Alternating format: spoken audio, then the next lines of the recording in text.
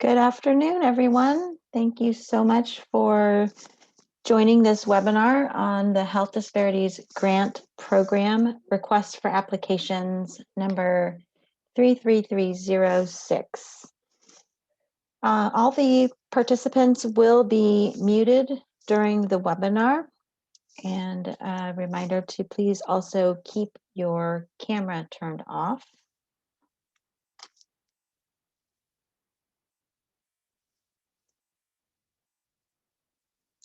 We will run through the entire presentation, and then if there is time, we will respond to questions at the end.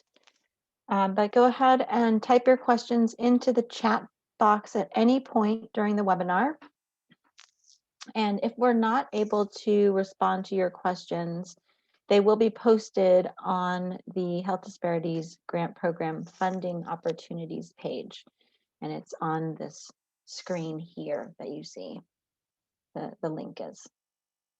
So the objectives for today's webinar will be to do an overview of the request for applications number 33306 for the Health Disparities Grant Program. My name is Jamie Hiyakumoto, and I am the Health Disparities Grant Program Manager in the Office of Health Equity at the Colorado Department of Public Health and Environment.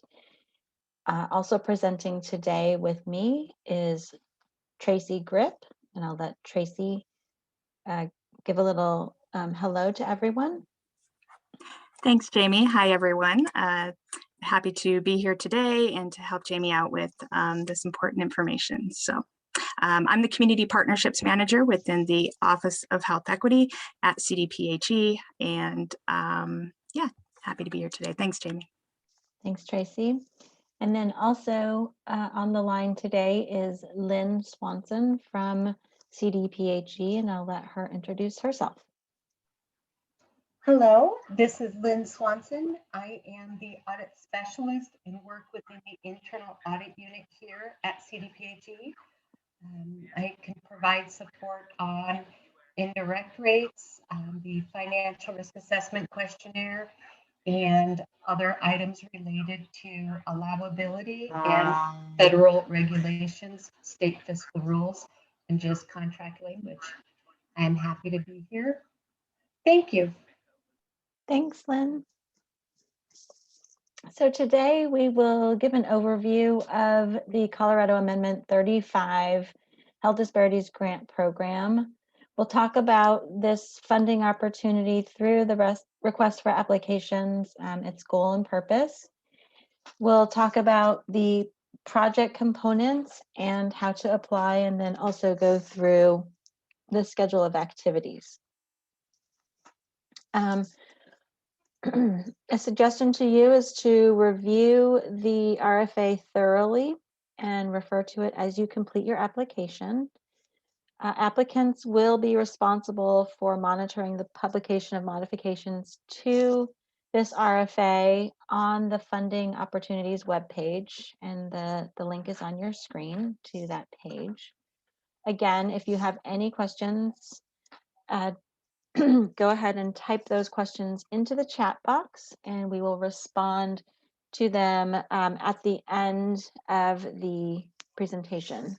And as I mentioned, if we are not able to respond to your questions during this webinar, then they will be posted, the responses will be posted to the Health Disparities Grant Program Funding Opportunities page. So what is the Health Disparities Grant Program? The Health Disparities Grant Program is funded by Amendment 35 statute, and it's a competitive grant program for the prevention, early detection, and treatment of cancer, cardiovascular disease, and chronic pulmonary disease in underrepresented populations in Colorado. And the statute defines vulnerable populations by race, ethnicity, sexual orientation, gender identity, disability status, aging populations, geographic area, and socioeconomic status. The program is a program of the Office of Health Equity, and our office is located within the Colorado Department of Public Health and Environment. By statute, the Health Equity Commission serves as an advisor to the Office of Health Equity. They appoint a review committee to review all of the applications that have been received, and then that review committee makes recommendations to the commission about funding, and then the commission then makes funding recommendations to the Colorado Board of Health, who has the final authority to approve the grant awards. I'll turn it over to Tracy to talk about the background and strategic framework. Thanks, Jamie. We can go ahead and head to the next slide, please.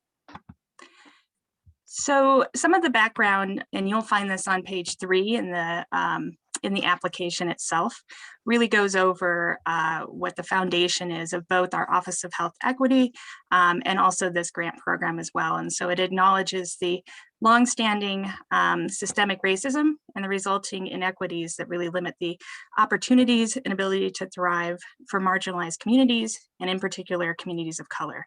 And so acknowledging that these systems, more than individual behaviors, impact the health and well-being of these communities. And so thus the need for this Health Disparities Grant Program to really focus on undoing those policies and practices that cause that harm, and replace with systems that are looking to seek for more equitable outcomes. And so this is just a statement here in all of its words. And if we go to the next slide, it continues on into some more specifics as well with that. And so for this grant cycle, and again, this is on page 3 in the application as well, we knew that we had to make a temporary change to really focus on the effects of COVID-19, which is our world today. And so in response to that, we wanted to make sure that these funds were able to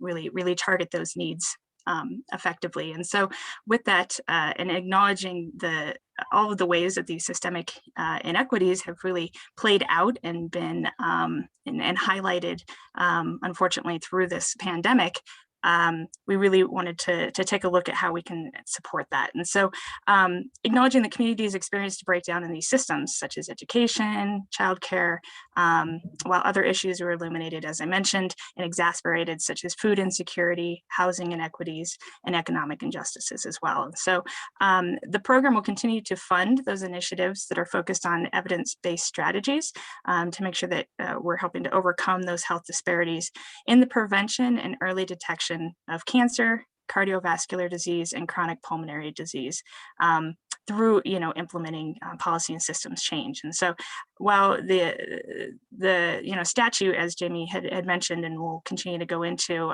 really focuses on the prevention and early detection of cancer, cardiovascular disease, and pulmonary disease, it does again go back to and tie back to those upstream determinants and how COVID is exacerbating these things. And so next slide, please. With that, there's a strategic framework that has been developed. OHE conducted interviews with community-based organizations, agencies, and foundations to understand what the needs were and what was currently being funded and where there may be some gaps. And with that, this framework was developed and really focuses on funding lead agencies with multi-sector partnerships to work on systems and policy changes related to COVID-19 recovery or community resilience. And so with that focus, then the project must be completed by a grassroots community partnership comprising agencies from a minimum of 2 different social services sectors represented. And so some of those examples would be social services sectors, including education, employment, social support, community safety, housing, transportation, environmental conditions, et cetera. And so the projects must begin the process for making or implementing approaches that make changes to public and organizational practices, rules, laws, and regulatory changes that affects how systems operate and influence people's health. And so all of those areas, and we'll drill into a little bit more of what this looks like and offer some ways to look at examples of these as well. But that's just kind of the framework that we're working from and operating from with this grant. And that's referenced again on page 4 in the application. There's more information on some of this, and we'll go into that a little bit more too. Back to you, Jamie. Thanks, Tracy. So now we'll talk about the funding period and availability. In the RFA, you can see the information on this section on pages 4 and 5, but funding is expected for a 3-year grant period, though you'll see here on this slide that it does span 4 different fiscal years. It begins with a 6-month contract for FY22. Then you'll have a 1-year contract for FY23, another 1-year contract for FY24, and then another final 6-month contract for FY25 for a total of 3 years. We have a budget of 8.5 million, estimating 1.5 million for FY22, 3 million each for FY23 and 24, and then another $1 million for FY25. The awards are expected to start at 200,000 up to 400,000 per year, though for those 2 6-month contracts, we are prorating the awards to 100 to 200,000. The award is a cost reimbursable grant. This means that organizations must be financially able to fund all of the expenses up front and then request reimbursement from the state.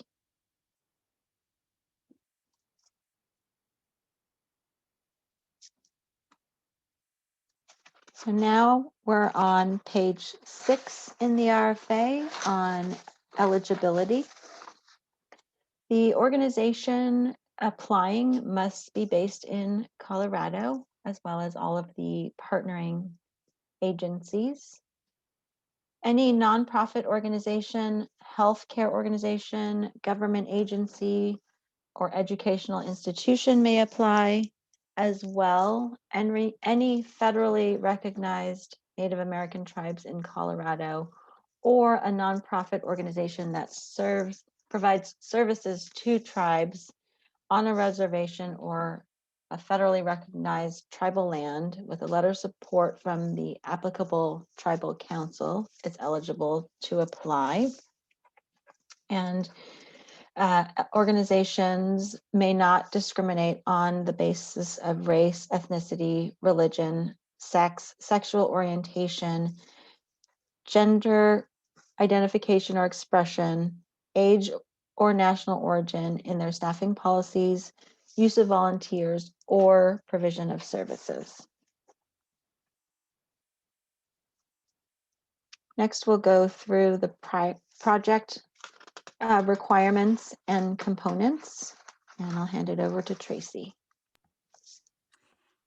Thanks. So first, we'll take a look at the issue, and this is referring again to page 13 this time in the application that goes through the statement of need section. And so the first component here is issue, and basically this points out where you identify that the issue is a recovery or community resilience project, and that noting that this project must be community led. It'll be important for applicants to identify how the affected community was involved in defining the issue and the goal for the project, and so making sure that that's addressed here. So of course, identifying the issue to be addressed and explaining how it was determined, the steps taken to involve the community as mentioned, and how it relates back to the pandemic and connects to that. And then also providing evidence that addresses the issue will help to overcome health disparities. So in the prevention and early detection of cancer, cardiovascular disease, and chronic pulmonary disease, as is by statute, one of the factors here, the factor to connect back to with those social determinants, being able to do that. So next slide, please. with that, we're going to talk about, as a part of this as well, is also describing the affected population. So again, on page 13, really being able to describe the populations that the proposed project plans to engage. This project must engage or be led by low-income earners, people of color, people with disabilities, immigrants and refugees, disenfranchised youth, LGBTQ individuals, and people from rural communities. So those are some examples there. Also, making sure to tell the characteristics and demographics of the community, including age, race, ethnicity, income, gender, sexual orientation, etc. Explaining the disparities that exist for the affected population and how you know it to be true. Applicants can submit quantitative, or qualitative information there. And qualitative information can include interviews or interactions with the affected population, observations that are documented, items from newspapers or other media outlets, or input gathered from public meetings or documentary material. And so some of those examples there, and explaining the interest from this population to participate in the project. And so going back to that community-driven approach. Next slide would be the geographic area. And so in that, really just making sure to define the service area and region and explain why this area in particular was selected. We know that geography, where you work and play and live, and really does determine a lot when it comes to health outcomes. And so just making sure to describe well those connections and why that area was selected in particular. The geographic area could be one county, several defined counties, a portion of a county, a region of the state, a region of a particular city, for example, a neighborhood, etc. And so just making sure that that's clearly described within the application would be important.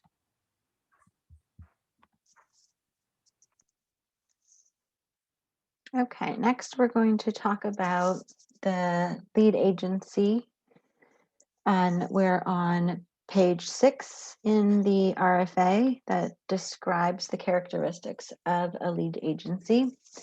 It will be the lead agency who will apply for funding through this RFA.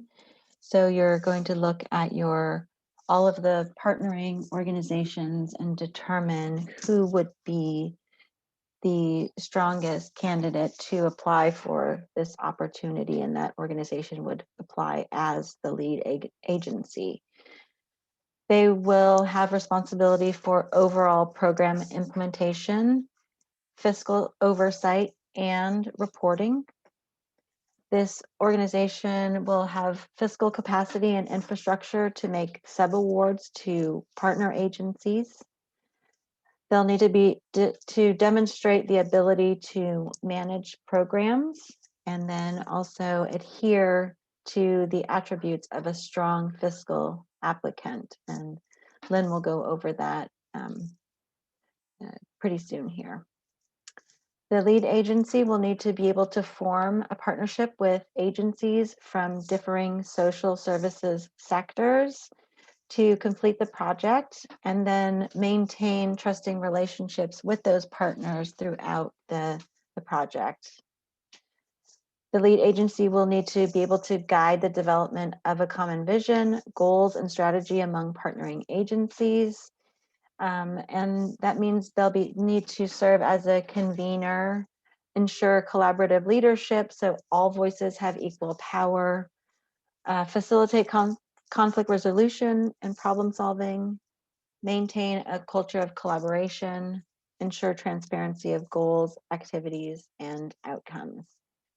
And they'll also need to ensure the authentic engagement of community agencies and residents on this project. As Tracy mentioned, these projects must be community-led, so that piece will be really important. I'm going to turn it over to Lynn to talk about the attributes of a strong fiscal applicant. This is Appendix A in the RFA. Thank you, Jamie. Some of the key attributes that make a strong fiscal applicant will be prior government contracts experience, With that, we're looking at, and you will see this in Appendix A, familiarity with the uniform guidance, grants management, prior experience with the government contracts, and important is the ability to accept cost reimbursement contracts when an entity is under contract with CDPHE or partnering in a contract. Our contracts go out as cost reimbursement, which means the entity will incur the costs prior to submitting for reimbursement from the program, the Health Disparities Grant Program. The time period for receiving reimbursement can be as much as 45 days. And so we want to make sure that people are aware once that invoice is submitted to the department, reviewed and accepted, it can be 45 days for someone to receive reimbursement. Also important is organizational stability. We're looking for low staff turnover in key roles. That could be accounting, that could be the program, maybe executive leadership. We're hoping for solid finances with diverse funding streams. So the agency that is able to maybe check off more of these boxes would make the great strong fiscal applicant. Financial infrastructure. Do you have experience managing multiple and complex funding streams? Do you have knowledge of restricted funds versus unrestricted funds? Do you have a timekeeping system in place? Internal controls. Do you have documented processes and policies? Once you are in a contract with the department, we may be asking for a copy of those documented procedures and processes. What are your internal controls is what we're going to talk to you about. Leadership. We want some experienced leadership. That makes a great, strong fiscal applicant. Do you have an effective board of directors? Are the staff who are going to be overseeing the project qualified? Are there regularly scheduled board meetings? Indirect knowledge. The strong fiscal applicant will have a good understanding of indirect costs.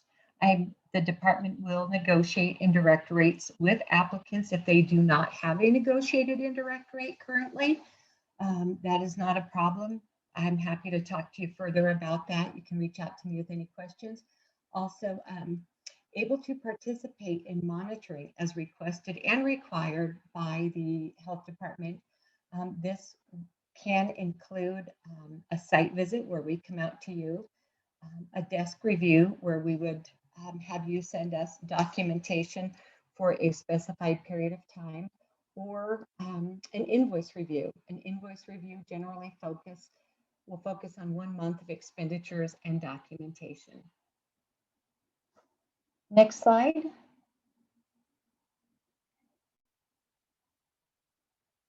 And I think this is Jamie. Yep. Thanks, Lynn.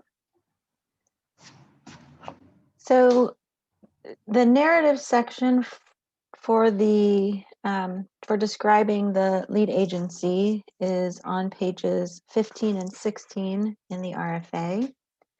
In this section, you'll describe the organization's ability to complete the project, so demonstrating program management experience, as well as the organization's capacity to comply with and monitor grant requirements, and so showing fiscal compliance experience.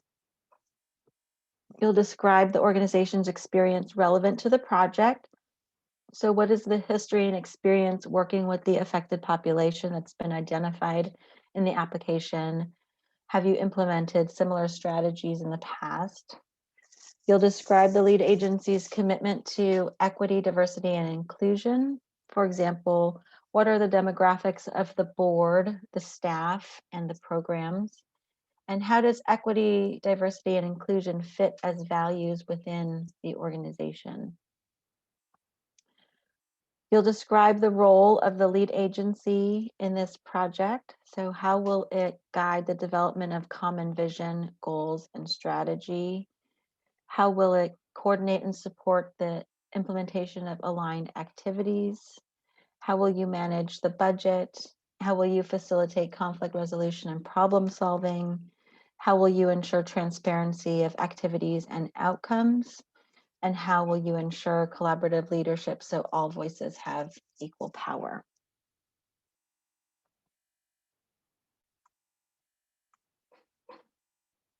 Next, we'll talk about the multi-sector partnership, which is a requirement as part of the application process. And I am on pages 6 and 7 in the RFA.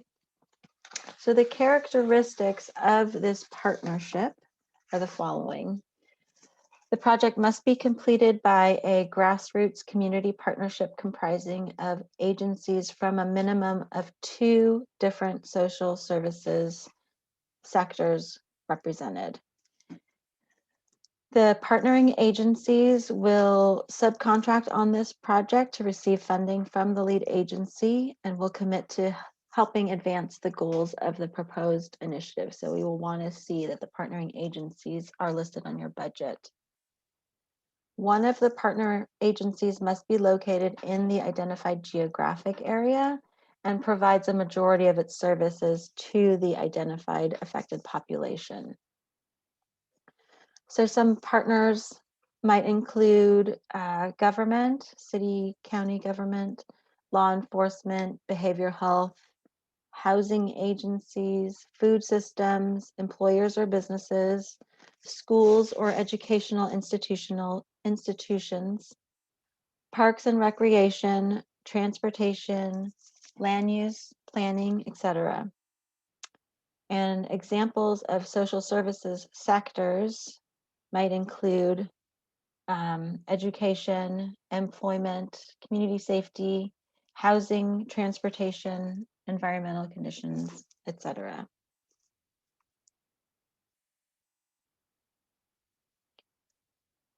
The multi-sector partnership narrative section is on page 16 in the RFA. For this narrative, you will demonstrate that at least one of the partnering agencies is located within the identified geographic area and provides the majority of its services to the identified affected population. Or you can demonstrate that one of the partnering agencies is led by members of the affected population. So at the bottom of this screen and also on page 16, you'll see an example of a table to submit where you can identify the partners on the project, and you can tell us which of the partnering agencies is located within the geographic area and provides a majority of its services to the affected population, or is led by members of the affected population. In that chart, you'll also tell us the social services sector represented by that partnering organization, their relevant expertise, and then their role on the project.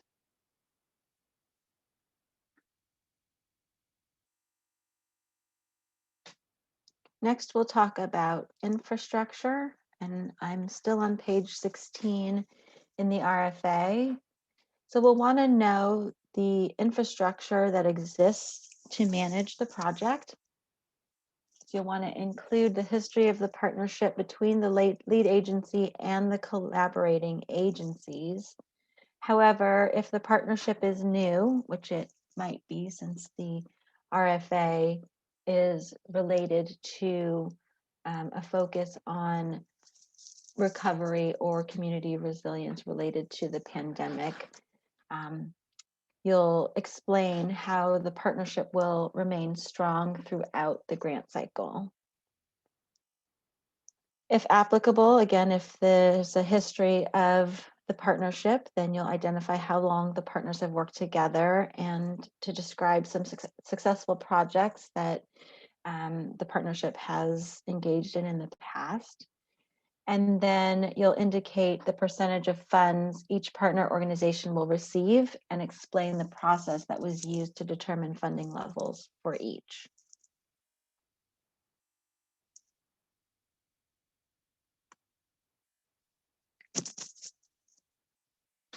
You will need to submit letters of collaboration from the partnering agencies. And this is referenced in pages 16 and 17 in the RFA. These letters will need to demonstrate trust between agencies and that there will be collaborative leadership. Each letter must be written in the agency's own words and signed by someone with decision-making authority. The letters will contain the history of the partnership, or if the partnership is new, describe how trust will be built between agencies. The letter will need to describe the role the partner agency will play in the overall initiative. Demonstrate that collaborative leadership exists or will exist on this project, and then indicate the percentage of funds the partner agency will receive each year.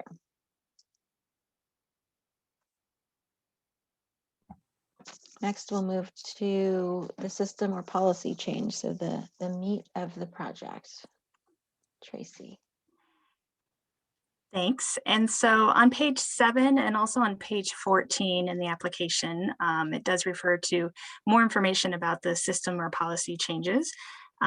So on page 7, you'll see a link that'll take you to some examples of those multi-sector partnerships that are working on system policy change, and some case studies of what this looks like in action. So be sure to check those out.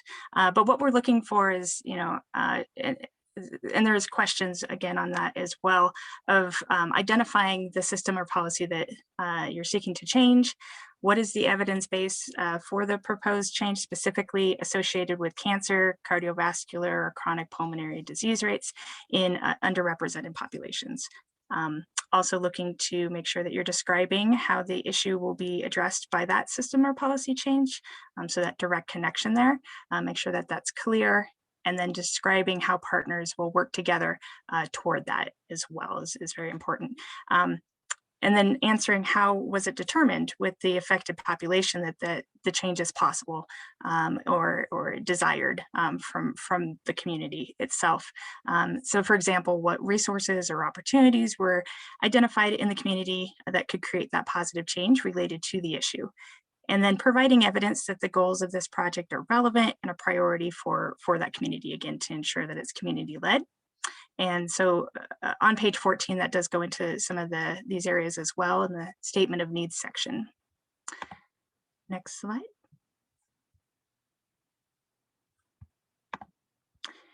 So going into theory of change, which is also a part of this as well, making sure that on page 14, it goes into this specifically in the application. So answering, what is the outcome that you expect and what are the conditions that must be in place to achieve that outcome? Being clear to identify the change goals for the entire grant cycle of 3 years, and then explaining why the project design was selected specifically, and thinking through really what could possibly make this project fail, to ensure that there are preventative steps and describing those preventative steps that would be put in place to ensure success.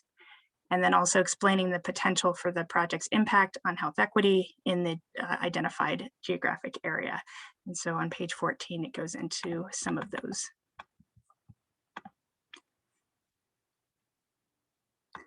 And then just discussing a little bit more on the upstream determinants of health and how it connects to the issue area. This is still on page 14 as well, and it really asked to identify no more than 2 upstream determinants of the health or the issue areas that will be addressed by the project. And so really focusing in on 2 specifically to ensure that there's good attention given to those, and explaining why these determinant issues or areas were selected is very important. and explaining how the identified social and environmental conditions put these people or communities who are already disadvantaged at an increased risk for the health inequities, such as cancer, cardiovascular, and or pulmonary diseases. And so just connecting again how those upstream determinants are going to be addressed and how it'll meet the goals of the project is what we're really looking for here. And then, as we've mentioned quite a few times now, really looking for a focus on authentic community engagement and being able to clearly kind of describe how the project will meet these conditions. And so on pages 14 through 15, actually, it really does talk about describing the experience with community engagement, so prior experience, current experience, and capacity then to continue that work on this project as well. Explaining how the affected population will be engaged and or lead portions of this project and how this initiative will build that capacity and really build out the voice of those affected. And then describing how the plan, or what is your plan rather, to adhere to language justice framework. And so for those of you that might not be familiar with language justice framework, and what we refer to as language justice would be an approach that creates inclusive multilingual spaces in which all languages are honored equally and speakers of different languages of the heart benefit from sharing with one another. And so just ensuring to adequately describe that in ways that ensure that engagement with community is accessible and also done in a way that will ensure cultural responsiveness and cultural humility as well. And so again, to go over a couple of those terms, if not familiar already, cultural responsiveness is really boils down to the ability to relate to and hold in equal regard individuals in one's own culture as well as other cultures as well. And really does require recognizing and honoring diverse ways of communicating and being and striving to create an environment where all people can be understood. And with that also is that cultural humility piece too. Just really being aware of how you are showing up in spaces that reflect those of that maybe may not be your own identity, just with an awareness of the power dynamics that are at play, and just a lifelong process of learning, openness, self-awareness, and self-reflection to ensure that there's mutual empowerment, partnerships, and respect, and lifelong learning, as I mentioned. And so just ensuring that that can be described well through the application to ensure that it's authentic community engagement happening. And so will help ensure that this is more successful.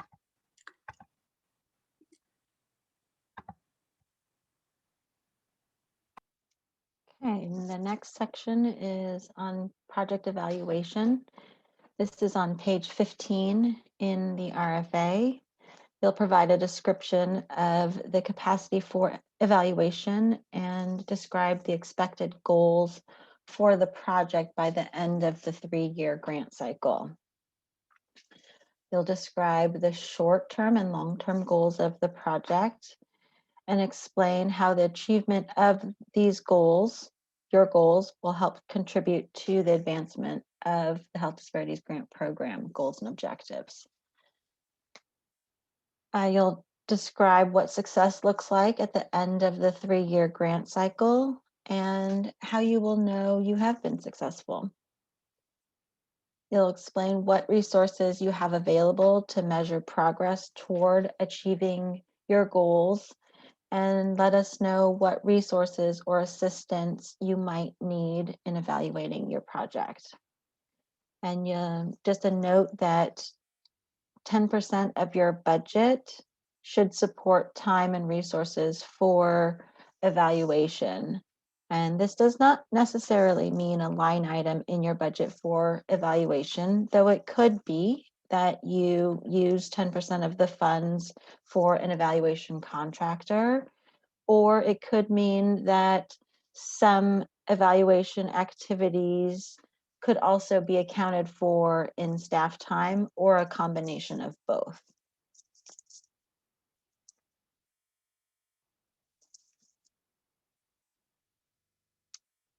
So you'll submit also an outline of activities for the 3-year grant cycle And again, it does span 4 fiscal years. So the first fiscal year is FY22, which is 6 months. Then you have FY23, which is a year, FY24, which is a year, and then FY25, which is another 6 months, giving you a total of 3 years to complete your project, but it spans over 4 state fiscal years, which I know is confusing. So the outline will be a brief summary of the proposed work for each of the 4 fiscal years. And it will describe or demonstrate the progress of your project for each year. You'll let us know what the objectives are for each fiscal year, and then identify the major activities to be completed to meet those objectives. So ideally, this would look like 4 separate paragraphs or sections, if you will, that will explain the work that would be completed each fiscal year. So that first year and the last year, they're only 6 months, so less work theoretically will get done in those 6 months than would happen in the middle when you would have 2 full fiscal years. I hope that makes sense. Now we're going to talk about the components of the application packet. And the first is attachment A, and I'll turn it over to Tracy. So attachment A is really the cover sheet and signature page. So you'll see on this slide here, kind of a very small looking version of that attachment. And so just making sure that the required fields are, filled in here, and then making sure that that signature and everything is correct, and double checking that information. And next, attachment B, similarly, again, is the applicant information form. And so this attachment would ensure that it gives us all the information then on the lead agency, such as the name and the principal contacts, and making sure that all that information is correct would be incredibly important. And also information with the partner agencies listed as well. And so what are, and the sectors that apply to them as applicable. And then with C, making sure that the funding requests are outlined there for those separate fiscal years. And then ensuring that the title is on there of the project, and that other information as well. And just one moment here.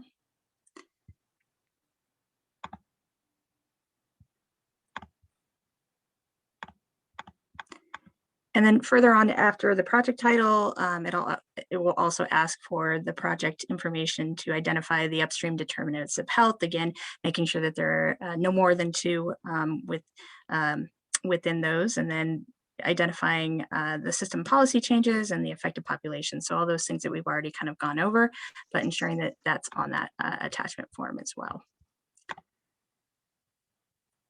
And then next, attachment C is the application checklist. So this is provided to just ensure that all the information that is required within the application can make sure that that's all put together. And so relatively straightforward, all of those different components are listed with the cover sheet, the applicant information form that I referred to, this checklist, of course, the executive summary that we'll go into, and just all of the different components, of course, that will be needed to submit. Next slide. So attachment D, I believe it is the application executive summary. And so on page 13, again, with the application, just ensuring that all of those stated goals, that the executive summary is there to describe the intent of the proposed project or application, indicating how the project meets the goals and objectives of the grant program. And so also indicating specific issues to be addressed, and including the policy or system changes and upstream determinants of health mentioned and how they connect to cancer, cardiovascular, or chronic pulmonary disease rates in underrepresented populations, and ensuring within that summary, you also make sure to clearly state the purpose, the affected population, key objectives, and expected outcomes. And then making sure to state how the proposed project, of course, will contribute to reducing health inequities for those populations in that area. The applicant may copy and paste relevant text from the other sections to complete this summary. But again, it is a summary, so ensuring that it is short and clear and to the point, but also addressing all of these components would be really important.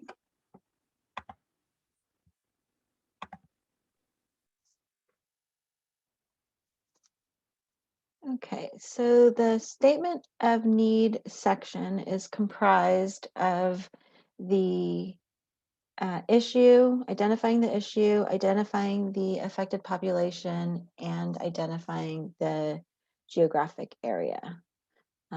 That's page 13 in the RFA.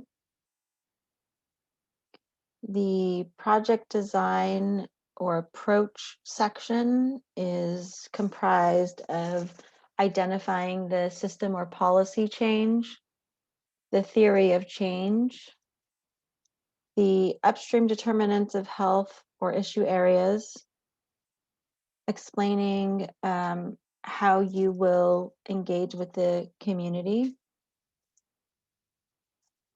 the project evaluation, what is your plan for evaluating the project, and then the outline of activities for the 3-year grant period. And this section is on pages 13 through 15 in the RFA. The qualifications section is on pages 15 through 17 in the RFA. And this section is comprised of identifying the lead agency, telling us about the multisectoral partnership, describing the infrastructure that exists for the project, and then your letters of collaboration from your partnering agencies. Tracy. So going over attachment D, which is the project work and implementation plan. You can see here on the slide that this attachment provides a project work implementation plan that must be submitted for both fiscal year 22 and fiscal year 23. Fiscal year 22 is a 6-month contract. And Jamie mentioned the dates, but January 1st, 2022 to June 30th, 2022. And then fiscal year 23 is a 1-year contract, which would run from July 1st, 2022 to July 30th, 2023. So attachment D includes a template for each of those fiscal years. And the screen here showing you the template for fiscal year 22. And then the next one is for fiscal year 23. So just using that to submit those 2 separate project work plans is important, and identifying who completes each activity, the estimated time frame, and the deliverables that are associated with each activity. If there's any acronyms or technical terms of the program that are used, please make sure that that's clear in the template. And so those are those 2 pieces.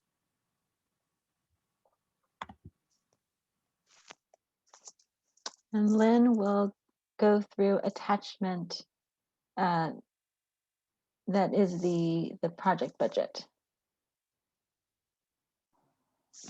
Great. Information on the project budget can be found on, I believe it is page 18 of the RFA. As you can see on the image on the screen, there are several tabs to this Excel document. We're going to ask you for budgets, proposed budgets for the first year, then which is going to be fiscal year 22, then fiscal year 23, which is July 2022 through June 2023, and then proposed budgets for fiscal year 24 and 25.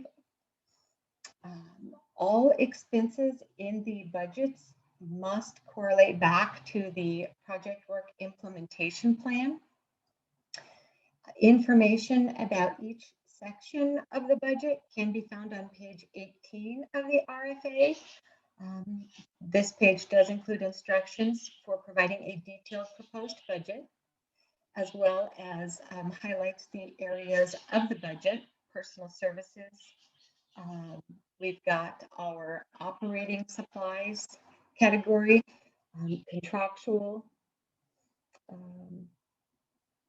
travel. Please be very detailed and use the description of work to be as detailed as possible about what your work is going to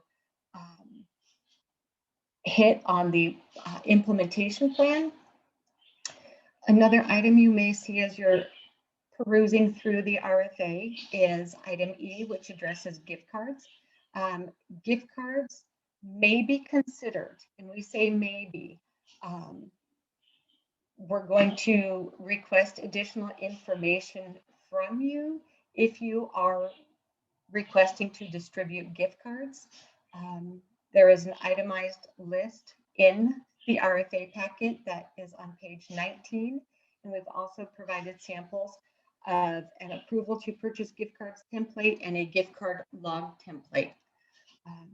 Additional information can be found in the RFA on indirect rates and budget requirements on page 5, where we also then talk about unallowable costs.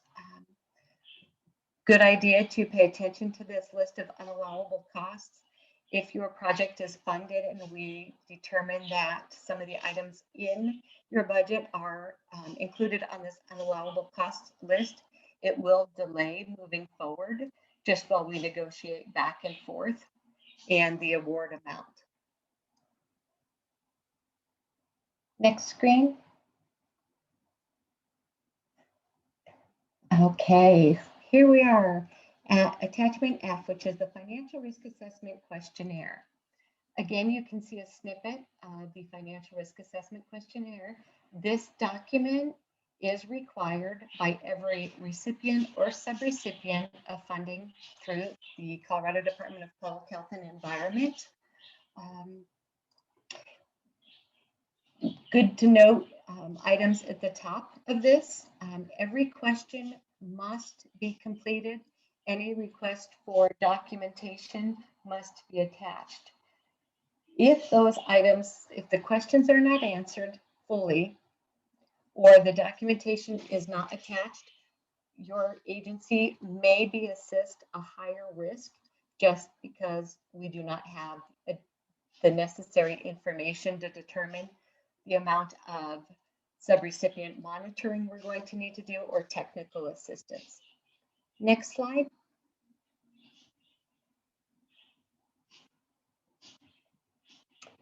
We have a lot of questions about the financial risk assessment, who is to complete that, and why we're doing it. So the financial risk assessment is a requirement of the OMB circular.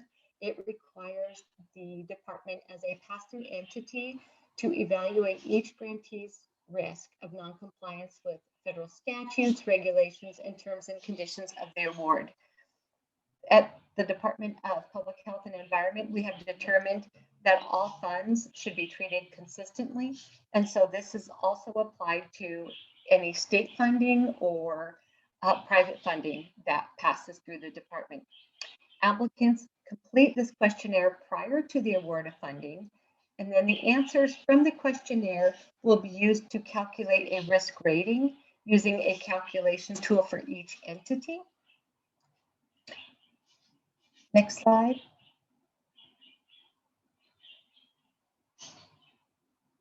Okay, so who completes the financial risk assessment? This will not be completed by all of the local public health agencies because they do receive a risk rating through our financial risk assessment or management system. This is also not completed by any sister state agencies or institutions of higher education, as the financial risk has been assessed by the state controller. The questionnaire should be completed by the person with the most knowledge of the entity's accounting system. And if the organization has multiple layers, such as local, a regional, a national office, the questionnaire should be completed by the level of the organization that is contracting with the Colorado Department of Public Health on this project. Next slide. Frequently asked questions we receive. What is a fiscal agent? What is a material misstatement? What is a subaward? What is a single audit? These questions and more can be found on our frequently asked questions document, which is an attachment to the the RFP. Any questions you have outside of that can be asked during the Q&A period and will be answered. Next slide.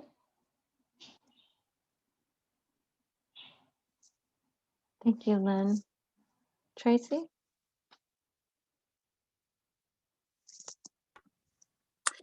Great, and so now we're going to talk about how to apply. And on the slide here, it walks through the steps and the order of putting the application together. And so first, ensuring that the cover sheet and signature page, which again can be found on is attachment A, it does need to be signed with a wet ink signature, and making sure that that's on top or first. And then also ensuring next is the information form, which was attachment B, that we went over all of these earlier. Number 3 would be the checklist, so making sure to include that checklist to show that you've gone through all of that, which is attachment C. Next would be the application executive summary, followed by the statement of needs section, the project design / approach section, then the qualifications section, followed by the letters of collaboration, and then the work implementation plan. Again, there are 2 of those within attachment D for those 2 fiscal periods. So ensuring that both of those are submitted. And then after that, the project budget for each of those fiscal years as well, which can be found within attachment E. And then finally, as was just covered, the financial risk assessment questionnaire, if applicable, depending on who's a part of those partnerships, which can be found then again on attachment F.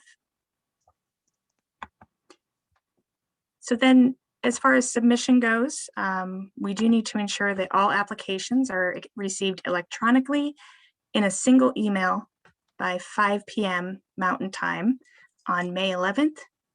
And they do need to be sent to this specific email address, which is cdphe_healthequity@state.co.us. And so please ensure that all applications are sent to that specific email address and not sent to any others or any staff members. So when submitting the application, the subject line of the email should state this particular title here, which is HDGP Fiscal FY22-25 application RFA number 33306, and then an underscore inserting the lead agency name. The body of the email should include, again, the lead agency name, the partnering agency names, and the project title, so that we can clearly connect the email with the application itself. Submit all documents as either Microsoft Word or Excel files, depending on the templates that are provided. And then other attachments may be submitted as PDF documents if necessary. Applications received by email will receive an email confirming the delivery. And if an applicant does not receive a confirmation email, the applicant should send a follow-up email to the same address, and/or you may call the Office of Health Equity staff at 303-692-2087. And all of this, again, can be found for the submission instructions on pages 9 through 20 of the application.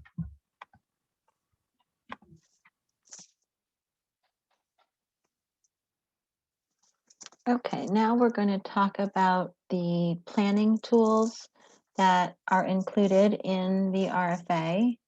The first is Appendix B, which is the baseline self-assessment for readiness to apply. This is just a tool for you to use to determine if your organization and your partnership is ready to apply for this opportunity. You will not submit this sheet with your application. It is simply a tool for you to use for self-assessment. So the first column gives you the components of the RFA to apply. So you have lead agency and how that's defined, the multi-sectoral partnership and how that's defined. Do you have a shared vision and goal? What is your system or policy change that you are proposing? And what is the theory of change? So for theory of change, what is the outcome that you expect and what are the conditions that must be in place in order to achieve that outcome? And then authentic community engagement. So you'll list in the next column what your strengths are with regard to each of those components. And then the next column, what are your gaps? And then you'll check if you have not started this any of the components, or if you're early in progress, or if it's mostly in place, or you have high readiness. And hopefully this will help you determine where you are in your readiness to apply for the opportunity, or if you're mostly in not started column or early in progress columns, you'll see where you might need to start working in the spaces you'll work in to maybe be ready for the next opportunity that's released.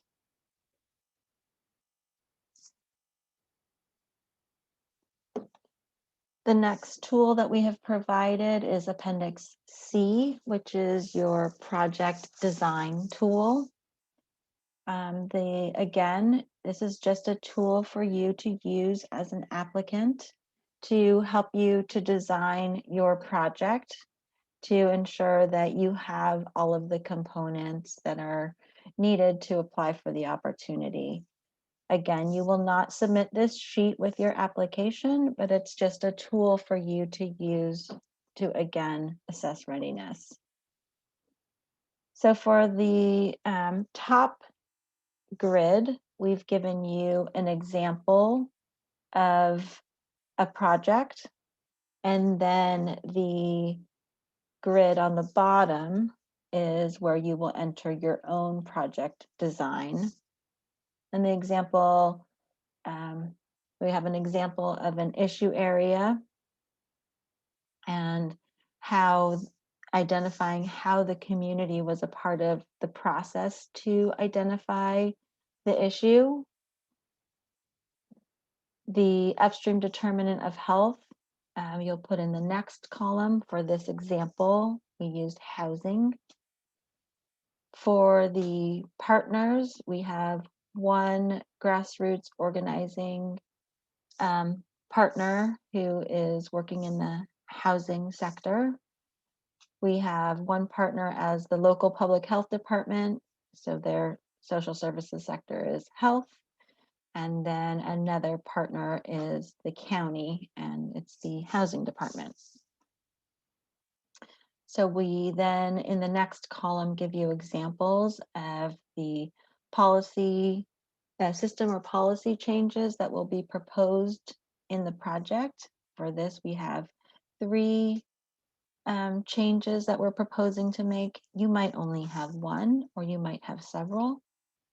And then the last column gives you an example of what we'll be doing as we move through the project. Again, this is a tool for you to use to help to design your project, and hopefully that makes it a little bit easier for you to fill out your application to apply for the opportunity. And again, neither of these tools will be submitted with your application. It's just something for you to use if you wish. Tracy. Thanks, Jamie. So although we're going to get to all of your questions here today in just a few moments, we recognize there may be other questions or inquiries that may come up later on. And for those of that might be watching this recording later, I think it's important to point out how to get those questions and inquiries addressed. And so we do ask that all questions and inquiries regarding clarification of the requirements of this application are sent to this particular email address again, cdphe_health-equity@state.co.us. And within that email, please clearly identify your inquiries with the RFA number, so we can make sure that we're connecting it to the correct application, so 33306, the application title, and then the section, page number, and or paragraph number that the inquiry or question applies to would be really important, so we can reference that. And then responses to all inquiries will be published as a modification on the Health Disparities Grant Program Funding Opportunities website. And you can see that listed here. And the deadline to submit questions, all questions, would be 5 p.m. on April 27th of 2021. So all of this again is covered on page 20 on the application itself. It's just really important to make sure that that particular email address is used with those questions so that we can ensure all applicants receive the consistent information. I think as Jamie mentioned, and will probably mention again, we do list out and answer those questions and post that again on the website so that all applicants can see that information. And so questions that are emailed directly to any staff members or any phone calls made directly to staff members will not be accepted. Please again, make sure that you're using this email address only for those questions and inquiries. So then just to go over a schedule of activities. This is on pages 20 and through 21 in the application itself, and it just lists out a table there of the various activities and timelines that will be required. And so you'll see again the timeline of when the RFA was published, and that is came out on the 30th last week. And next is the webinar we're all a part of today with the link. And then as we mentioned, this has been recorded and will also be available on the Health Disparities Grant Program website, which you can see there. The deadline, which is important to pay attention to submit any written inquiries, as I just mentioned, was 5 p.m. Mountain Standard Time on the 27th, on April 27th, so the end of this month. No questions will be able to be accepted after that date or time. That ensures, again, that we have the ability to answer those and get those posted publicly before the end of the application period. Next, the answers to those inquiries. You can see the different weekly postings and those dates. And so if you want to keep an eye on those dates to see what other questions may have come in from others and the answers to those, you can check on the April 14th, April 21st, April 28th, and then finally May 5th for those last questions that were submitted by the 27th. So take a look, and the link is there to those again. And then the submission deadline for the entire application, again, is 5 p.m. on May 11th. After that, there will be an evaluation period, which runs through the month of June until July 2nd. And then there'll be a grant funding conference and review committee meeting, which will happen July 28th. And after that, finally, the estimated notification of awards. So you can expect in September 22nd for that notification. And finally, the contract effective date. And so when that funding would begin would be, of course, January 1st of 2022 would be the earliest there. So just gives you a good table of timelines of all those components. And then we do provide some additional resources here. at these websites, as I mentioned already, the program funding webpage, making sure to continually check that on those dates mentioned for any questions and answers, Q&As that have come up. And then, of course, ensuring that email address, as I mentioned, is used for any other questions. And the webinar, today's webinar will be on that page. And then also on the Colorado State Board of Health webpage, there's some information there as well, and that link is provided.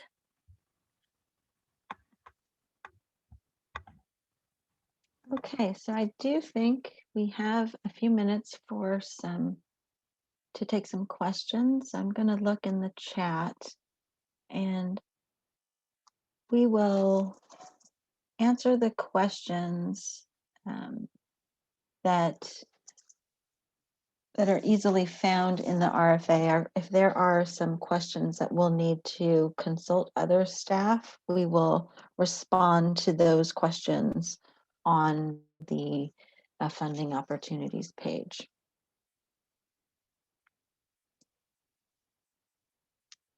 So the first question is, how do you define local?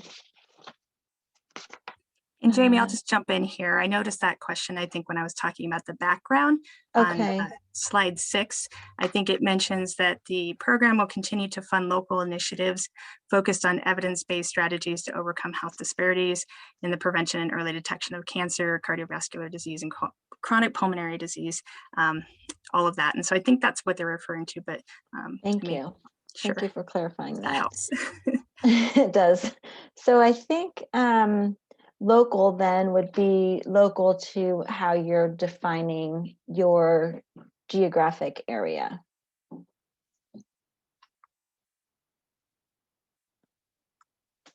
The next question is, will you give preference to those agencies that cover areas hard to reach?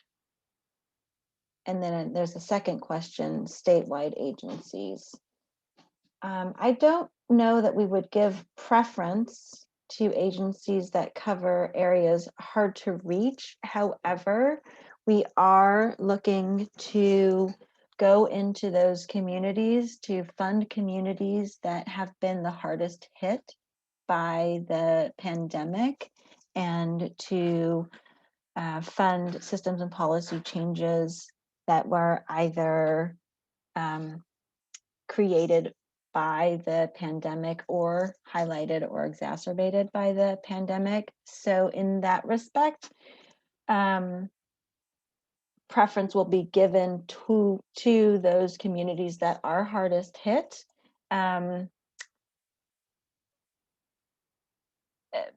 But I'm not sure if you're asking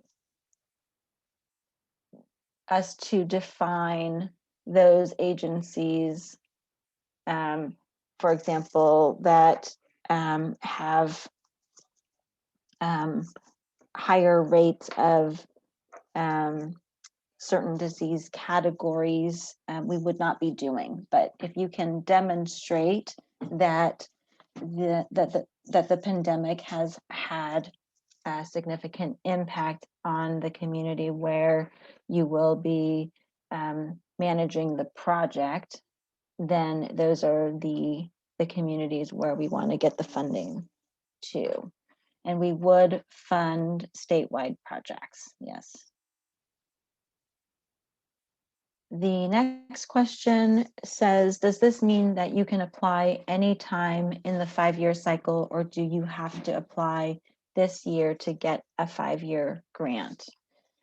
So I want to clarify that this is a 3-year grant award opportunity. It's a 6-month contract, then a 1-year contract, then a 1-year contract, and then another 6-month contract, giving you a total of 3 years. It does span, though, over 4 state fiscal years, which I know makes it confusing. But if you think about it in 6 months plus 1 year plus 1 year plus 6 months, that gives you the full 3 years, or January 1st, 2022 through December 31st, 2024. That gives you the full 3 years. And you cannot apply anytime during the grant cycle. The application due date is May 11th. The next question or statement says, by requiring that an organization have capacity to assume and manage expenses, i.e. reimbursement model, we may be excluding smaller, low budget community organizations from applying. Yes, that is definitely a barrier and challenge for smaller grassroots organizations to apply for this funding opportunity. And that is something that the Office of Health Equity is working with CDPHE and has brought up that issue. But maybe Lynn, can you talk a little bit more about if this is a state requirement for the reimbursement model, or why we follow that particular model? It is, oh my gosh, in my 13 years at the department, we have always had a reimbursement model. We have not done, prepayment or advanced payments. And I don't want to go on record and be wrong here. I do believe and can absolutely check. Lynn, you're cutting out just a little bit. Can you? Okay, I believe there is fiscal rule around this. Without committing myself to that answer, I will get the answer to this question so that you can post it online. Okay, that sounds great. But thank you for bringing that up. We are definitely aware of that, and it is definitely a concern.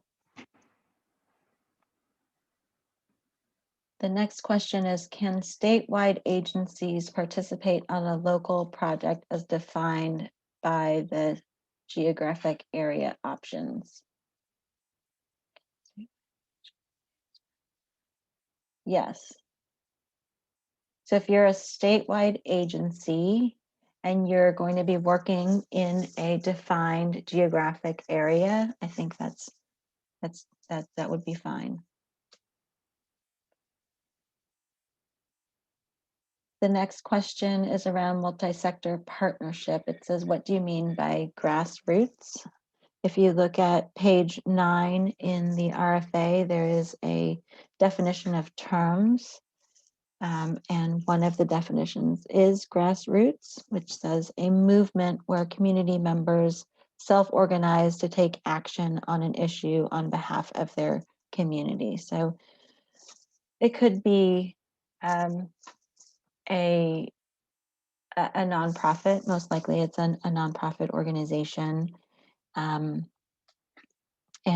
they have taken on a particular issue area, and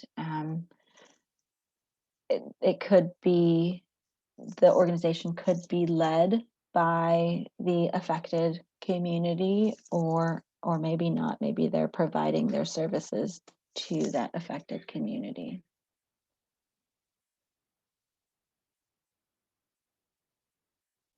The next question says, I'm also confused about the grassroots inclusion since the examples are not always grassroots.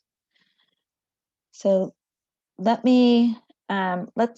we'll table that question, and hopefully maybe we can clarify that a little bit more and respond to that on the funding opportunities page in a written response. The next question says, can the partner include public health? And the answer is yes. The next question says, does the multi-sectoral partnership have to be allocated funds from this grant from the lead agency to count? So I think this question is around budgeting funds from the lead agency to subcontract with partnering agencies.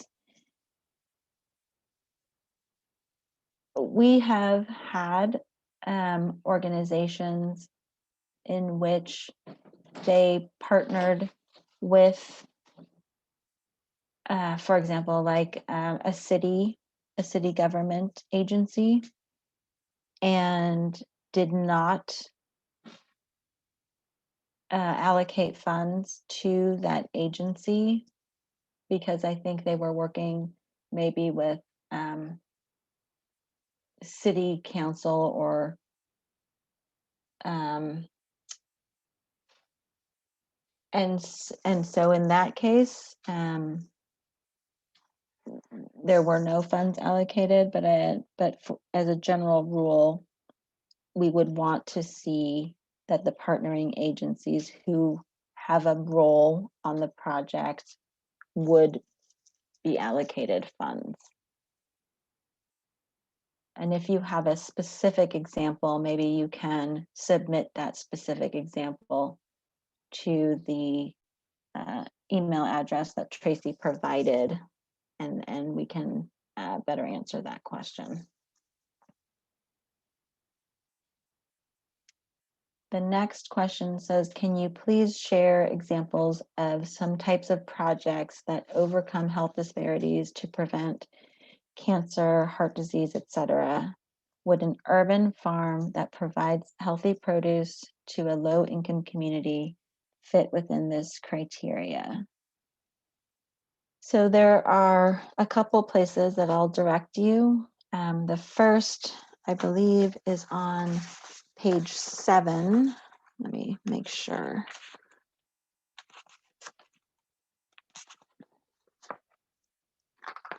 Yes, on page 7 of the RFA, under system or policy changes, we do give you a link to examples of multi-sector partnerships working on systems or policy changes.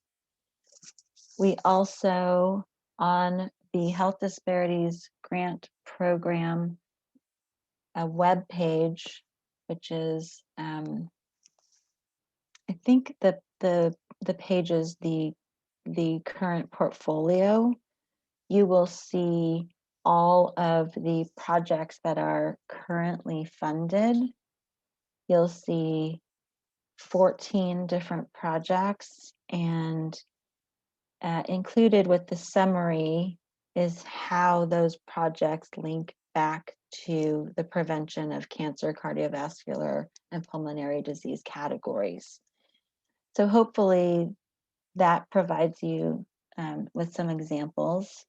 We will not be able to take questions around specific projects and let you know if we would be able to fund that project or not without the full context of the application. So that second question we will not be able to answer. Jamie, this is Lynn. I just, sorry to interrupt. Yeah, that's okay. I can't hear you, Lynn. Can you? Absolutely. Can you hear me better now? Yes. Okay.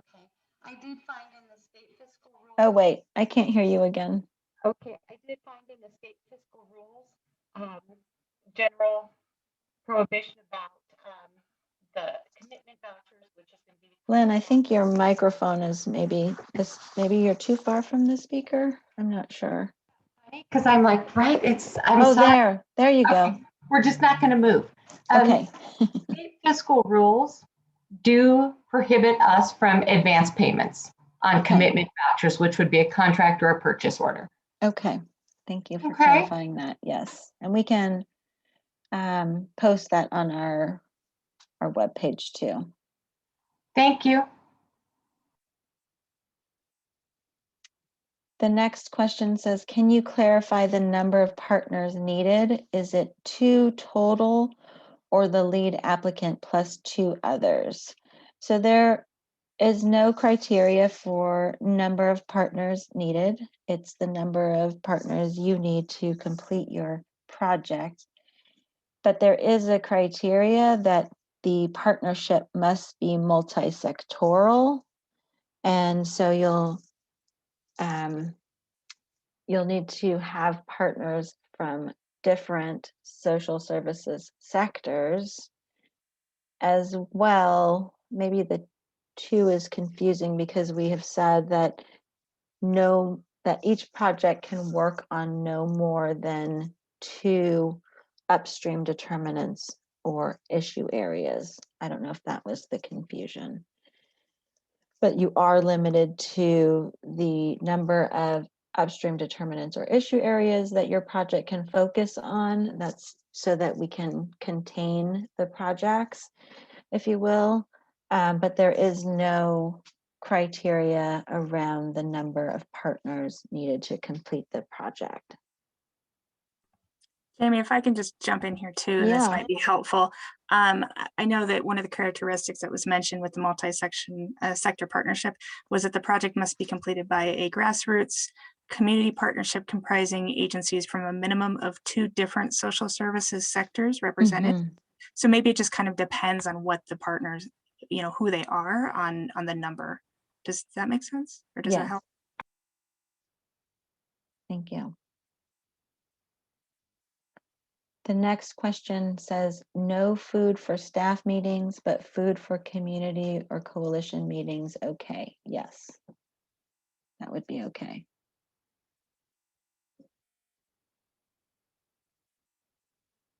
And then the next question is, can we work on NDPP, which is the diabetes prevention program connected to housing, a multi-sectoral approach? So again, we would not be able to answer questions around what your specific project proposal is, because we don't have without the full context of the full application. We just will not be able to say yes or no that we would be able to fund your project.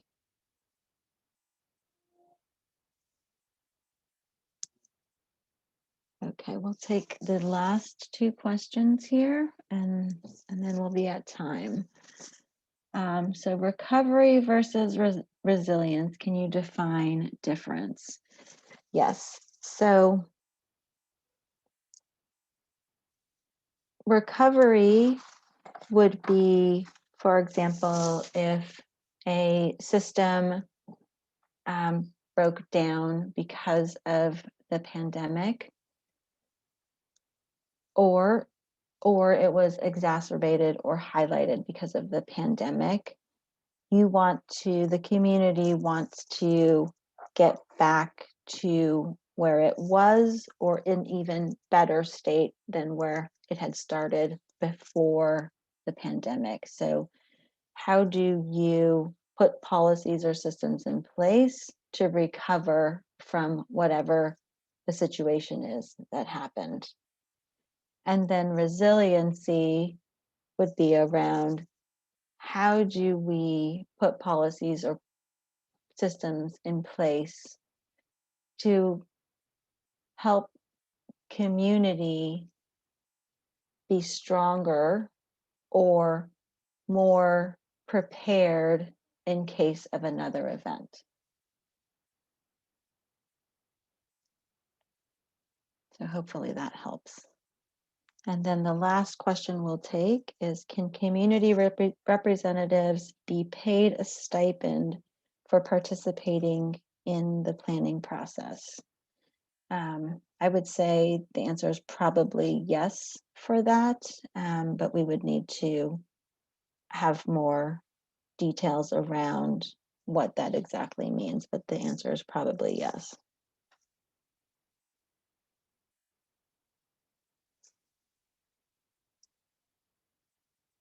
All right, well, thank you all for participating in the webinar on the Health Disparities Grant Program request for applications number 33306. We'll conclude the webinar. And thank you for your interest, and thank you for spreading the word, and thank you for all of your questions. If you have more questions, please do submit it through the email address that was shared, and we will answer the questions on the funding opportunities web page, and we'll also post the responses to these questions on that same page as well. Thank you, everyone.